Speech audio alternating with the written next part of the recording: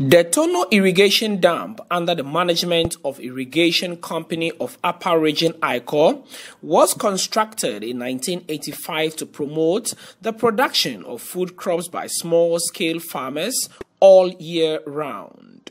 It has an area of about 3,840 hectares with a developed area of about 2,490 hectares. The facility has boosted the production of rice for local consumption and export, thus creating jobs for hundreds of farmers. But following torrential rains in October this year, the retaining walls, the spillway, the dam's floor, and embankment were washed away, submerging about 850 hectares of rice farms. The affected portions do not only pose danger to the dam, but also to smallholder farmers whose livelihoods depend on the dam. Speaking to Citi News after an inspection of the extension of damage to the dam, Dr. Akoto said government will liaise with the World Bank to fix the affected areas. The thing is to restore the damage, what has been damaged, as you can see from here. That the spillway, part of it has been washed off. We have to restore that. But we're also thinking that it is the first time it's happened in 40 years of the existence of this dam. It's a warning that maybe climate change may be affecting the whole rainfall pattern, and we should be prepared for even bigger rainfalls in the future.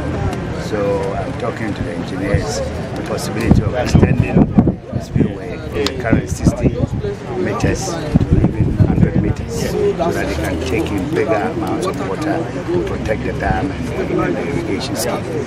It all depends upon the budget that they are going to give to us. Already I've spoken to the World Bank, who are our sponsors, and we are waiting for us to come up with a budget for the restoration of the damage and also looking into the future possibility of extending the spillway by maybe another 10, 15, 30, even 30 meters more to ensure that even heavier amounts of rainfall will be able to cope. Our development partners, the World Bank, they are very much aware. So before I left Accra to come to examine what is happening here, I had already started engaging them in discussions. At this time, we get real figures that we can go and sit down with them and try and sort it out. I mean, it is a major investment. Yes. So 3, 4, 5, or 10 million, I'm sure we will find the money. Some rice farmers under the ICO scheme, whose produce are going bad due to lack of ready market, are appealing to government to intervene by getting buyers for the produce.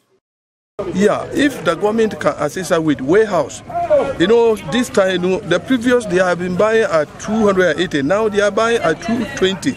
Meanwhile, our fields are bad this year because the floods came and spoiled all our rice. So our yield is too low. Instead of to get more marketing, we are rather getting low market.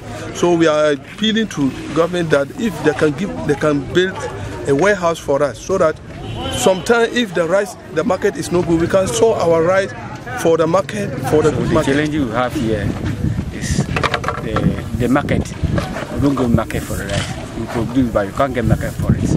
And the second thing is the land preparation. After doing combined harvesting, we don't get them. So one government to support us on the marketing first. The market is the most important. It's the market woman who come to buy. Now they are buying the size 220 Ghana for a sack. We were selling at 280. This time they are buying 220. They complain they are not even minor because they are the only people who are buying. There's no. Avnas came last year and they refused to come and said they have a lot of government has ordered a lot of paddy, so they cannot buy when they can't sell. So the rice is getting bad because you can't even, and the rice if it's over dry, nobody wants to buy it. So we are having a lot of problems. We want government to come and support our selling of the rice. Dr. Akoto shared in the farmers' plight and assured that government is putting in place a sustainable mechanism to get them a ready market for their produce to prevent post-harvest losses.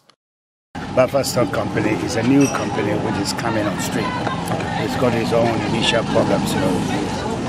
That was down for quite a few years, and then we came into office, we revived the company. It's having its teething problems. You know that government is constructing 80 warehouses of 1,000 metric ton capacity around the country. Hopefully by the end of the first quarter of next year, all of these will be ready. This is all part of the marketing infrastructure. We are trying to attract a new private sector into Gov't Stock so they can be more liquid and more working capital to buy from the farmers. So these are issues that government is dealing with. So farmers will have to bear with us. In 2-3 years, all these teething problems will be over. At the same time, we are trying to attract some very big companies to come and partner Gov't Stock. They are liquid. You need hundreds of millions of dollars to be able to effect the market with Gov't Stock system.